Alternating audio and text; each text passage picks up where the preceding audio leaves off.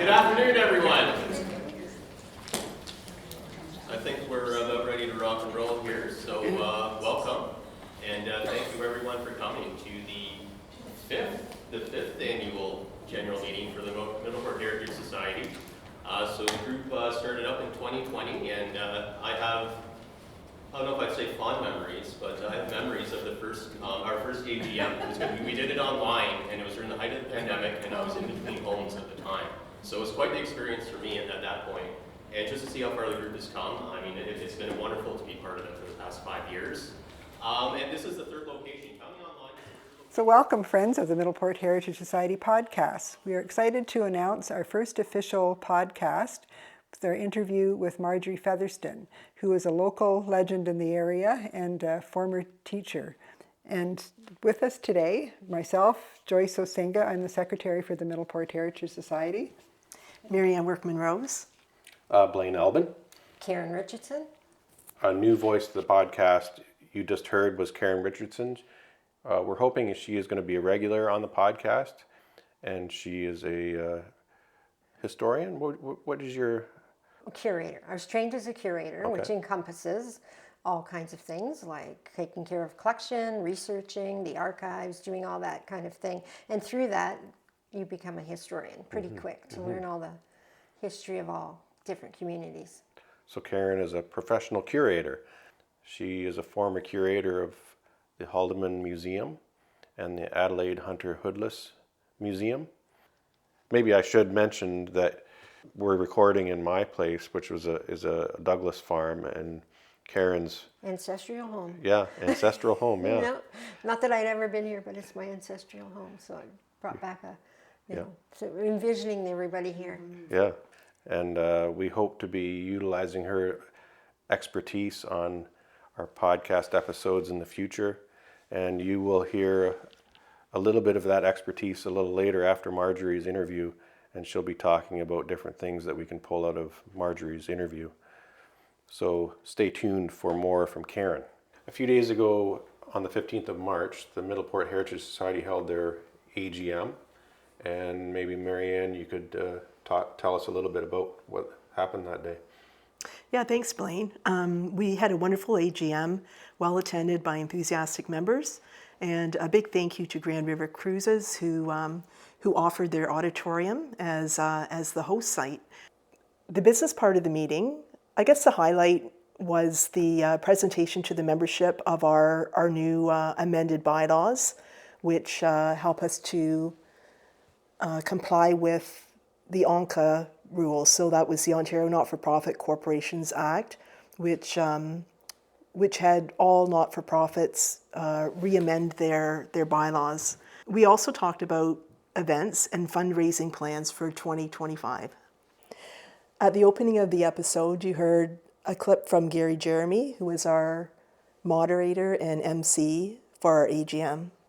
Our meeting was opened with congratulations from the Ontario Historical Society, from the County of Brant, Mayor Bailey, and also from Ward 5 Councillor Christine Garneau. Well, thank you everyone, and on behalf of Mayor Bailey and Council, it's good to be here today. Many of you may know I'm a rural historian, so I have a soft spot for groups like this that are preserving the heritage of our local communities, because one of the things that I've learned in my time on council is how quickly, if we don't stick together out here in the countryside, we'll lose who we are.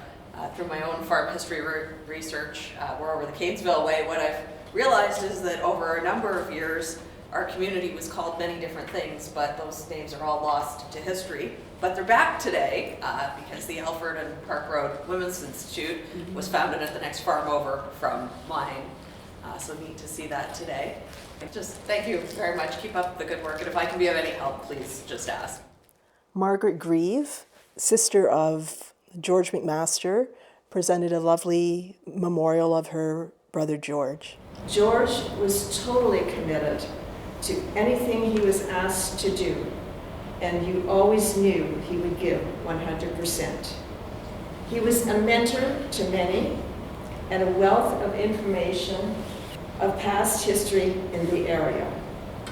He was a 63-year member of the Onondaga Fire Department He was a 60-year member of the Masonic Lodge. It was with the Caledonia Corvairs Hockey Club that he earned equal status with the likes of hockey notables Harold Ballard and Conn Smythe. He was also a loving and devoted son, brother, brother-in-law, uncle, cousin, and friend. During the meeting, John Lane provided an update regarding the building committee and work that needs to be done once some legal issues are resolved. The church was deconsecrated in 2021, if we remember. When a church gives up a cemetery, the municipality has to take it over. So Brant County's ready to take it over, but there are some discrepancies, I guess we could say, with the boundaries. We've had a surveyor out, and there's been communications between the diocese lawyer and the neighbor next door, just trying to get that one property line adjusted. And without that reconciled, transferring the property over to the county can't happen. Hopefully, the county will be in the position to take it over soon, and then we can really start focusing on the rehabilitation of the foundation. We are very pleased and honored to be able to present Heritage Conservation Awards. They were awarded to two members of the Riverside and Onondaga Women's Institute. So the Tweedsmuir history we've used many times for research, and we've just found that they're a wonderful community resource, supply lots of history, cultural traditions, and even information about built heritage, like our schools, churches, town halls, and especially farmsteads and their families. Okay, so this year, because we're talking about Women's Institute, it's hard to decide who to choose when it's a large group like this, but we chose the two recipients because we believe they're the oldest surviving members of both organizations. So Ruby was maybe not Middleport, but Middleport became Riverside. So we believe she's probably the oldest surviving member of, and I won't tell your age. Actually, I will. So Ruby is going to be 102 this year. So it's my honor and my privilege to present this award, the Middleport Heritage Society Heritage Conservation Award, and it's going to be awarded to Ruby Johnson. So in recognition of your significant contributions through your work with Riverside Institute, as well as a wide variety of other community, which has helped to shape the fabric of the former Onondaga Township. So congratulations, Ruby. And then we believe that Marjorie Featherston is probably the oldest surviving member of Onondaga Women's Institute. And I won't tell your age, Marjorie. Marjorie, on behalf of the Middleport Heritage Society and community, we thank you for all you've done to continue to support heritage legacies in the community. So the highlight of our afternoon was a wonderful presentation by guest speaker Karen Richardson, who was curator of Adelaide Hunter Hoodless Homestead. And her presentation was Adelaide Hunter Hoodless, Making an Impact on the World. It was really well received and tied nicely in with our Women's Institute theme. Well, I'd like to thank you for inviting me once again to come and have an opportunity to talk to you. It's exciting to see so many familiar faces. And so today I'm going to talk about Adelaide Hunter Hoodless, who of course was the visionary of domestic science, getting domestic science introduced into all the curriculum, but she was also instrumental for starting the Women's Institute, so I'm going to talk about that. This is a picture of things that, of course, I gleaned from that. The Middleport Women's Institute was actually started in 1911, and it went 1914 during the war, World War I. They made over 1,000 items to send over to the troops. They knit everything, scarves, mitts, whatever you can think of. They also helped with the Benevolent Fund, which is a fund that was set up to help widows from the war. In 1928, they decided to disband the Middleport Women's Institute and then restarted it again in 1933. We'd also like to give a big thank you and shout out to community members who provided memorabilia. So Smoky Hollow, that's the Brant County branch of the Ontario Genealogical Society, they provided on loan 3 Middleport, actually they were Riverside Women's Institute Tweedsmuir histories, and the County Brant Library provided on loan 11 Onondaga Tweedsmuir histories, and then community members that donated photos, the County of Brant being part of that, County of Brant Library collection. And we had some personal memorabilia, teapots, teacups, little brooches, award medals, cookbooks, programs. Yeah, it was a lovely afternoon and lots of wonderful memories from the ladies that were able to attend. Mm-hmm. Yeah, I had a great time. It was nice to chat with everyone there, and yeah, Karen's presentation was excellent. It was excellent. Yeah. Maybe Joyce, you could tell us about some of the upcoming events that the Middleport Heritage Society is involved with. Thanks, Blaine. I'd love to tell about what we have upcoming in the future. Our first event will be taking place on Sunday, April the 27th at 2 p.m.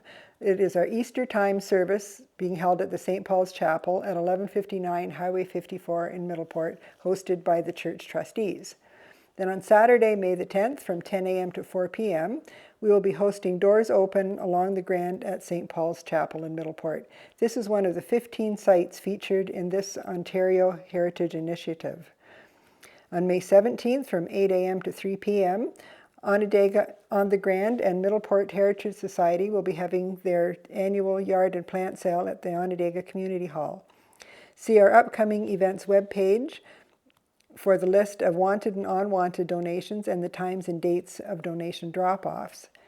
On June the 10th, from 6:30 to 8:30 p.m., Grand River Cruises will be hosting a fundraiser river cruise for the Middleport Heritage Society. More information to this will be on our website as well.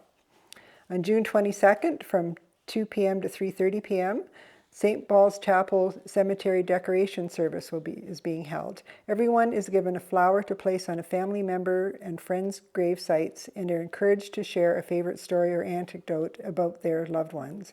A short church service follows. This is also hosted by the church trustees. More events are being scheduled for fall and winter, such as our Thanksgiving service, a walking tour of the village of Middleport in conjunction with Ontario Culture Days, the Veterans Tribute on November 11th, and our traditional Christmas service. Information for all of these events can be found on our website, www.middleportheritage.ca, on our upcoming and past events page, as well as on our Facebook page. As always, everyone is welcome, and we hope to see you out at our events. Thank you. Great, thanks Joyce. All right, I think we should call Barb, and we'll get that looked after. Hi, Barbara speaking. How are you? Our feature interview in this episode is Marjorie Featherston. Now in her 90s, she is still an unstoppable figure in our community. To introduce the interview, we decided to ask Barbara Plant, Marjorie's niece, to talk about her aunt. I love it. Good. You just go for it, and we'll see what we can work with here. I am Barbara Plant, born Featherston, from Blossom Ave in Onondaga Township. Blossom Ave is now County Road 18. My parents were Howard and Marie Featherston, and I have one sister, Joan Featherston. My dad's brother, Harvey Featherston, married Marjorie Bamford, then from Caledonia, and they had 4 children. Kim, Marshall, Rob, and Nancy all lived right next door with my grandparents as well. And I always noticed how she looked after her family, as there was always work to do with farming, gardening, and home chores. Aunt Marge was ambitious enough to get out and become a school teacher at a young age. As a young rural girl, I saw that she was successful with her family and her profession. I saw and admired that Aunt Marge was always busy out with the community. This included her church, a Sunday school teacher, a chair of the Scouts Canada, Centennial Projects, and council member for the township. Aunt Marge was always very caring with her students and friends, and always made lifelong relationships with the people that she met throughout her life. She served on the IODE, the March of Dimes, Women's Institute, and Paris Agricultural Society, each of these having over 50 years of service. She and Uncle Harvey have been lifetime members of the Cottonwood Mansion as well. I am proud to say that she was recognized by her peers and received the Queen's Jubilee Medal in 2002. In 2004, Aunt Marge and Uncle Harvey were presented with the Distinguished Service Award by Paris Fair. She served on the Ontario Trillium Foundation from 2006 to 2008. In 2007, she was awarded Woman of Excellence for her combined contributions to Paris Fair and Women's Institute. I feel privileged to have and know our rural history from mentors as we move forward in our lives. Aunt Marge has an amazing memory, and I know that you will identify and enjoy as she shares her memories and stories with her friends and community. Mary Ann and I sat down with Marjorie Featherston on 2 separate occasions in April of 2024. It was a marathon of a visit. Marjorie was ready. She was 94 when we visited her. Her memory was amazing. Dates, names, and details were all right there, and she wanted to talk. This episode is the first part of Marjorie's life. The overview. Born in Toronto in 1930 to Fred and Florence Bamford. The family moved around a lot during her school years, eventually ending up in Caledonia. Early in our conversation, she described her father as a very hard worker. He instilled in her a strong work ethic, and as you will hear in our conversation, she has lived by that ethic all her life. We started our conversation at the beginning. She was born in Toronto on September 20th, 1930. She is the second of 7 children. Tragically, her older brother Herbert died from food poisoning a month before Marjorie was born. So she was the oldest in the family, and with that came a lot of adult responsibilities. The family lived in a 4-room bungalow on Harvey Avenue during the Depression. Marjorie had many memories of that era. See, during the Depression, with 6 kids and laid off from, he had worked for Canada for Purity Bread and delivering, because he had experience with the horses and things from the farm, and he delivered bread door to door for several years. And then another job he had was with Canada Linseed Oil Mills, and but then when the Depression came and there wasn't work, and I remember that so well, like there just wasn't work, and my dad, rather than, my family had to go on welfare, but my dad refused to go on welfare himself, and he went and worked on farms out Bolton area, Woodbridge area, for $15 a month, and during the winter he worked for $10 a month, and his board, you see, rather than say he was on welfare. My dad and mother, oh yes, at the time of the Depression, they had bought a Model T Ford, and they had Patsy, a bulldog, and they bought the car during the Depression or just before? That was before the Depression, okay. You see, but they had to sell it when the Depression Did came, you see. And at one point they nearly lost their house. They nearly lost it. That was before we moved to the country, you see. And anyway, when it went to court, I can remember my parents telling me, the judge said, ask my dad if he ever smoked, and he had never smoked. Do you drink? Never drank, never drank. What do you do for amusement? And he says, well, I go down to Earl Scort Park, and there'll be a ball game, and they pass the cap, and maybe if I have 2 cents, I'll put that in. And the judge apparently, I'll be bawling before this is over. The judge said, and you want to take this house away from this good man. And the mortgage was $7 a month that they cut it back to. And as a kid, now I was maybe by then 7, 8 years old, once a month I would take the $7 in my little purse and go down to St. Clair Avenue and get on the Docks Bay streetcar and go down to Adelaide Street. This would be on a Saturday morning, and go up 2 steps, 2 flights of stairs, and pay the mortgage. Mm-hmm. And thank you. I also used to do the Christmas shopping for my mother, because she always had all these little kids at home, and I would go downtown to Eaton's Annex store or College Street store, and I would do the shopping, because those were their kind of discount stores, you know, and that I would do the Christmas shopping from the time I was about 7. Really? And I would go and get the groceries at the corner of Dufferin and St. Clair. On one side there was Loblaws, and across the street on the other side was a Powers store. Well, of course, we shopped at Powers because things were much cheaper. The only kind of jam we ever had was plum jam, because you could buy a big jar of plum jam for 19 cents. Yeah. And the only dessert we ever had at our house was a Jell-O, and my mother could water that Jell-O down to do all of us, you know. And another thing she could do was a tin of tomato soup. Never Campbell's, of course. Aylmer's, much cheaper. And she would mix that with milk or water and then thicken it with cornstarch. Mm. And we never had soda biscuits. No soda biscuits. They were too expensive. So we always had bread in that soup. And was your mom a good cook? Not really, I wouldn't say.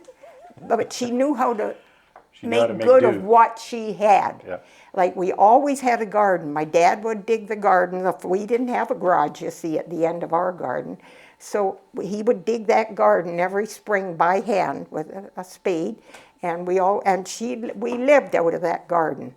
Swiss chard, carrots, and beets. Now, I remember her making pickled beets. We always had pickled beets, but that'd be very, very important during the Depression, wouldn't it? Oh yes, and like, you see, in the summer, I would take my mother had the first 4 of us. Me, my brother that died, and then me, and then 3 more. And then there was a break of 5 years, and she had my 2 younger sisters.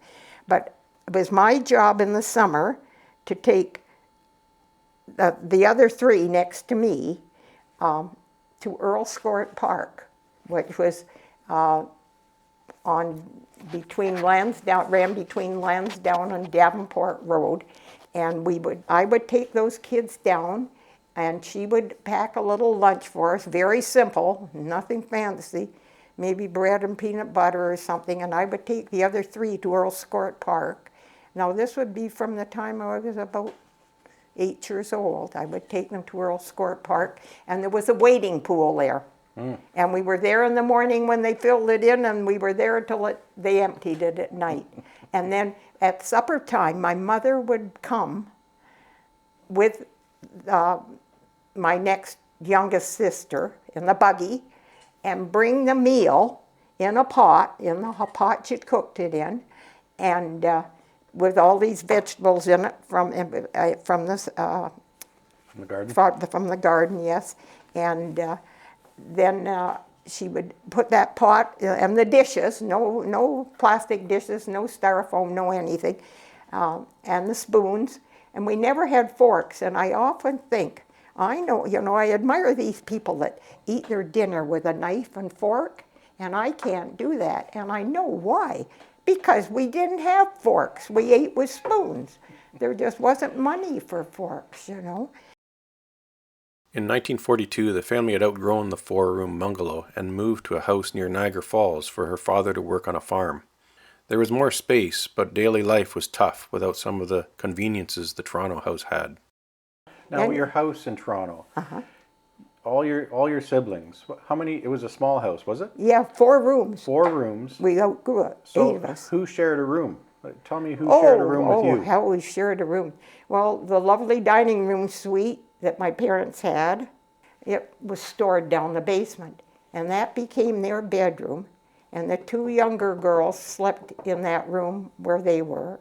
The rest of us, I guess we all slept in this one big room at the back. Now, did this house have a bathroom inside? Oh, or? yes, yes, this was a lovely bungalow, yes. Yep. And so you didn't have an outhouse or anything oh, like that? no, a furnace. This is modern That's Toronto. right, but... was it what kind of furnace was it? Was it like a coal-burning Coal-burning furnace, Okay. yes, exactly. Anyway, in 1942, we moved to... we really had outgrown that house, you know. My mother went to a house with no storm windows, no running water, no bathroom, no furnace, and 6 kids, including a baby. The baby was born October the 20th, and we moved 1st of March. And there was and the water, there was a well, of course, and the water was as hard as it could be. And so in the winter, my brothers, who weren't very old, I was 11, they were both younger, they would bring in pail after pail, and my dad got found somewhere a copper boiler, and they brought pail after pail of snow in to melt, to do the washing. And of course, dryers weren't heard of, and she would go out and hang that washing, and the underwear would be frozen out there on the line, you know. And then she'd bring it in. I can remember her even ironing our underpants and things to help dry them faster after they'd come in frozen, you know, off the... They moved around a lot during her childhood. Her father worked at different farms along the Niagara Escarpment. Eventually, the family ended up in the Caledonia area, where Marjorie attended Caledonia High School.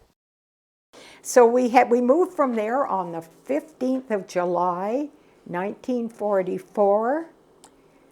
That's how I came to this part of the world, to work for Fred Clark, who was Murray Clark's father, Ron Clark's grandfather. Really? Okay. And that was on the 4th line in Oneida. Oh.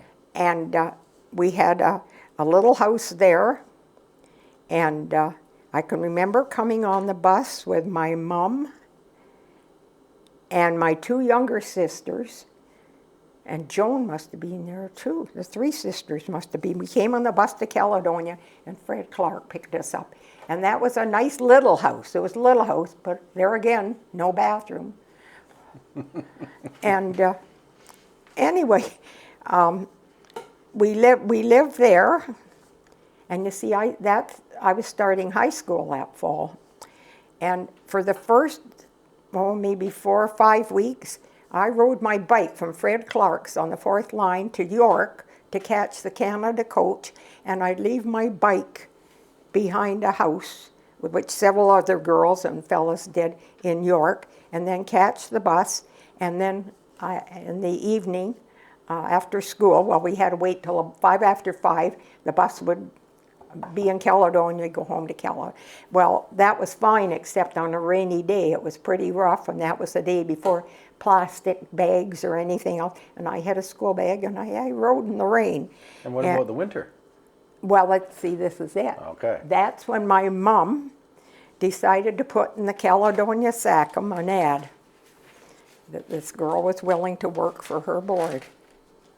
And I went to live with Mrs. McAlpine up on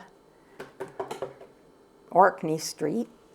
And that's all houses. That's where my son lives up. That's where my son Rob lives up in there now. And I went to work, and she had lost her only son in the war in June.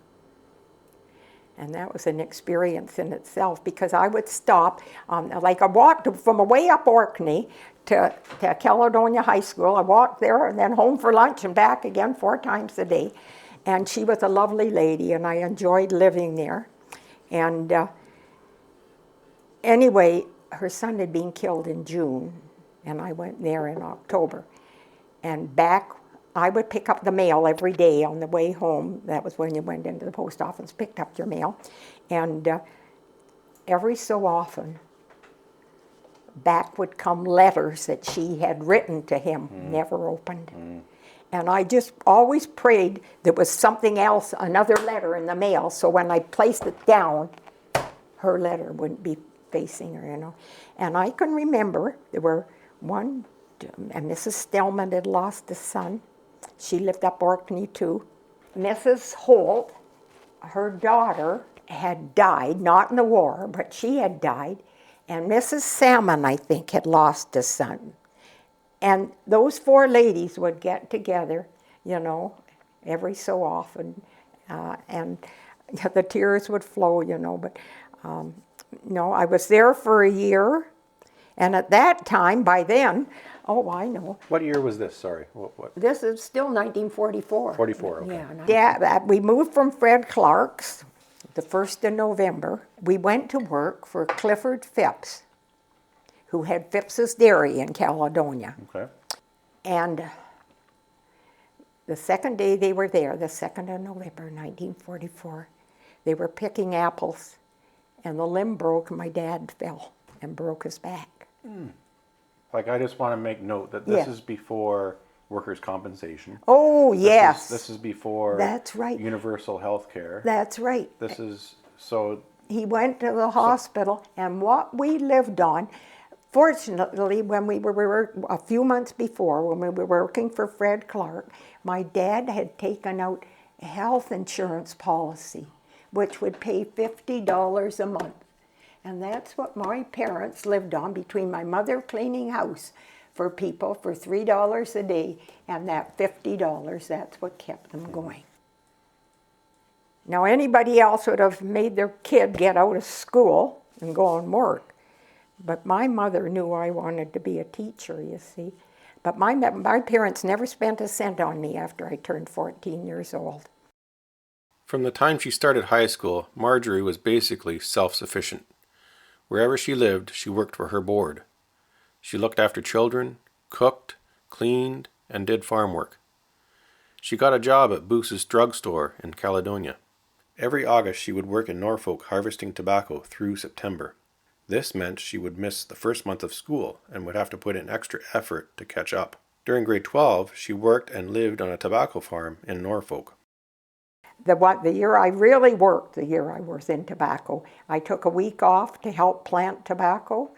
And if you've never planted tobacco and never been told how to do it, and you go along, the farmer's wife, she was much younger than he was, we sat on that planter that was almost dragging the ground, and you took turns putting that planter in. But they never told me how to hold the planter, and the planter skinned my finger, and with each shot of water and fertilizer, they got worse and worse. It skinned my fingers right off. But I stayed there and worked there for a year, because they had found out, you see, I would work for my board too, and I worked for my board. I did washing, and I scrubbed cellar stairs with no paint on them with Ajax cleanser till they were like new wood. I worked hard. And after a day's work, I might help handing leaves and tobacco. I may help can a bushel of peaches or a bushel of tomatoes. I got up every morning 5:45 and cooked a different hot cereal every morning. And then that was one of the first places to have school buses was Delhi High School. And I would run down that road about half a mile, and that bus driver would wait for me. So you went to Delhi High School? Delhi High School for grade 12. 12, yeah, okay. Yeah. And then when I came back, I went to grade 13. Because, you see, I remember Mr. Fawcett was the principal, and he had written a letter for my mother to give to me, to give to the farmer, that it was important and necessary that Marjorie Bamford return to school for grade 13. So I couldn't possibly miss the first week of grade 13, you know. And there we go. That was part 1 of Marjorie Featherston's interview. She's just graduating high school, and we'll have part 2 in our next episode, probably in another month or so. But I feel like we can pull some key points from that interview. I'm going to ask Karen to add some context to what Marjorie talked about in that interview. She has done some research, and what do you think, Karen? That was good. Yeah. It was very good. And that's just a little piece of it too. So. I know. That was really good. Yeah. I thought, yeah. Did you want to talk about high school? Like, did you have much Yeah, on I have a Caledonia little High bit School? on the Caledonia High School that was built in 1924. Original high school was actually where the public school was, where the Presbyterian church is. Right. Yeah, originally. And then they kind of outgrew it, so they built the one across the river in 1924. And yeah, that's where she went to school, and she went in 1944. So during that time frame, there was things still happening to do with the war, and a lot of the students were very much involved in the war effort. They had cadets and military drills. The girls knit and sent packages overseas. When did high schools, do you know when high schools became A thing? part of the education Well, system? they were early on. They were, even in the 1840s, they had high school, but not everybody attended high school. Yeah. Right? So, and they were not always readily available. Like I said, in Caledonia, they actually put the high school with the public school. They added on in part, and it became part of the public school before they built the actual school in 1924. In this area, they would have had to go to Brantford. Brantford, yeah. Mm-hmm. BCI, Yeah. probably, huh? Yeah. So, people in Onondaga Township, Mm-hmm. they would have, depending on what high school they were closer to, because some of them down this end went to Caledonia High School, wouldn't they have? Yeah. Mm-hmm. My dad, for example, Yeah. Dad went to, that's where my parents met. He went to Caledonia High School. And he would take the train there. Would he? Right? You could take the train. Yeah. Well, the train would stop. Like a flag stop. Yeah. Yeah. Yeah, so you could get on. Yeah, they took the train to play hockey. He played hockey for a Caledonia team, similar to the Corvairs, I guess, of today. It was the same team. And they'd get on the train to go to hockey games in Brantford and wherever they were Yeah. playing. Yeah, it's pretty cool. Would they just flag down the train? Yeah, or- well, yes. They could flag it down here because you know how close the tracks were here. Yeah. Grandma didn't like that. But anyway, Middleport, for example, you could flag the train down twice in one day to go wherever you wanted to go. Okay. It was called the whistle stop because the mail used to come in there. Right. But it was also you could stop it and get on and go to Brantford. And there would have been one in Onondaga too? Uh-huh. Yeah. Yeah. Yeah, it's kind of interesting how they did it. You know, it wasn't a matter of. There were specific times. You knew what time the train was going to come. Yeah. I think it was like 10 o'clock in the morning and 6 o'clock. I think that was the time for the Middleport one. But, you know, you'd know to be there, and he'd see you and stop. He would to pick you up. Yeah. And there was stories, I think, of people skating to high school too, wasn't there? Mm-hmm. Yeah, Dad talked about that before too. Yeah. Yeah, just zip on down to Caledonia High School. Yeah. Yeah. My mom always told a really funny story. So they both went to Caledonia High School, and Mr. Hicks was the principal, and he was pretty strict, I guess. P.J. Hicks. Yes, and it's funny because he married Mrs. Hicks. They fell at the school. But anyway, as my mom would say, when you were young, dating or whatever, you had to wait till you were halfway across the bridge before you could hold hands or anything, so that you weren't in view of Mr. Hicks and Really? Mrs. Hicks at the high school. Yeah, cute story. Yeah, halfway across that bridge. Do you know anything about the short courses that were held at the high school? That's where my parents met. It was after high school years. My dad didn't go to They high used school. to run agriculture and I believe household science courses at the various locations in Haldeman, especially agriculture was really big. And did they go to the Caledonia one? The high school, Caledonia High School one, so it was I think it was a 6 week course.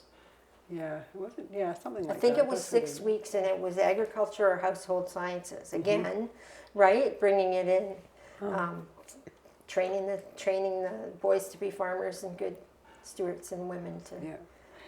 And I have a picture of them when they graduated, and it's all rolled up now. Sure. And it was those great big long ones. Yes. And my dad pointed out there was one kid at this end of the picture, and they would like scan across somehow with the camera, and the kid ran around and behind her, and No. he's at both ends of the picture.